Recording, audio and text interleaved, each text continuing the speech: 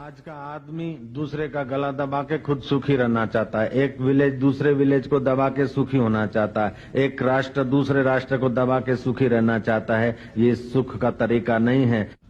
सबकी उन्नति, सबकी प्रसन्नता, सबका आनंद वो मेरा आनंद, सबका कल्याण मेरा कल्याण। क्योंकि सब भिन्न भिन्न दिखते हैं, लेकिन जैसे मेरे बॉडी में अंग भिन्न भिन्न है, मैं एक हूँ, ऐसे विश्व में अनेकता के पीछे भी एक ही सत्य और एक ही सनातन रहस्य है। शिकागो में तुम हम बोले हरि हरि ओम, हरि ओम, हरि ओम, हरि ओम, हरि ओम। Worryless, egoless, spiritual happiness.